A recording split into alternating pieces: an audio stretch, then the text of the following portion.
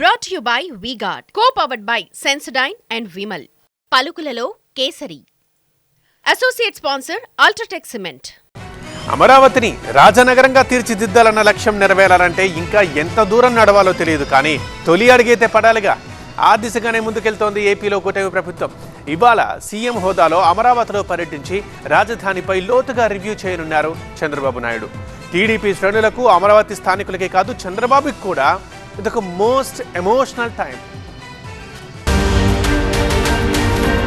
చంద్రబాబు మానస పుత్రిక అమరావతి.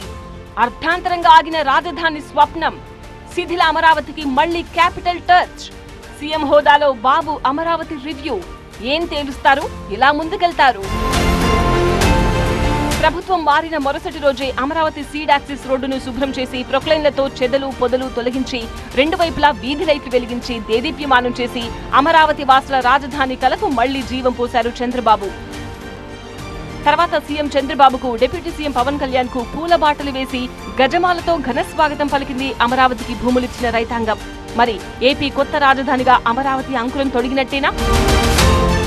తొలుత పోలవరం ప్రాజెక్ట్, తర్వాత అమరావతి రాజధాని. మళ్లీ సీఎం అయితే ఇవే నా ప్రయారిటీలు అని ముందే చెప్పేశారు గనక ఛార్జ్ తీసుకోగానే పోలవరం టూరేశారు చంద్రబాబు.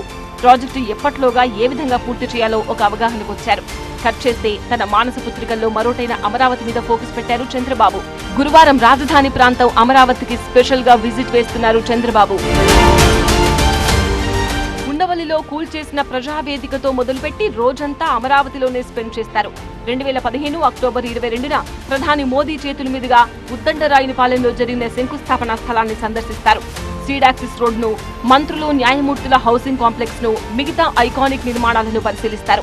వాటి నిర్మాణ స్థితిగతులను చూసి సిఆర్డీఏ అధికారులతో మాట్లాడి పనుల పునః ప్రారంభంపై ఒక అంచనాకొస్తారు. 2014-19 దాకా అనేక వర్క్స్ చేసాము. అయితే అవన్నీ కొన్ని డ్యామేజ్ చేశారు. రకరకాల రోడ్లు అయితే తవ్వేస్తున్నాయి. వీటిలన్నింటి ఫస్ట్ కమిటీలు వేసి ఫస్ట్ వాటి యొక్క డ్యామేజ్ని అవన్నీ ఎస్టిమేట్ చేయాలా. తర్వాత టెండర్స్ కూడా అన్నిటికీ పిలవాలి, ఎందుకంటే టైం అయిపోయింది. టెండర్స్ పెట్టిన కాల పరిమితి దాదాపు అయిపోయింది. అందువల్ల అన్నిటికీ కూడా టెండర్స్ పిలవాలి.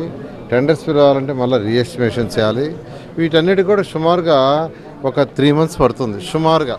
కమిటీల నియామకం, టెండర్ల ప్రక్రియ సంగతి అటుంచితే రాజధాని ప్రాంతాన్ని ఉద్దేశపూర్వకంగా దెబ్బతీసిన వాళ్లను, పరికరాల చోరీకి పాల్పడ్డ వాళ్లను వదిలే ప్రసక్తి లేదని సంకేతాలిచ్చింది ఏపీ సర్కార్. అటు జగన్ హయాంలో రాజధాని ప్రాంతంలో ఇప్పటికే మొదలైన ఇళ్ల కేటాయింపు అంశం సుప్రీంకోర్టులో ఉంది కనుక న్యాయ సలహా మేరకు నిర్ణయం తీసుకోబోతోంది బాబు సర్కార్.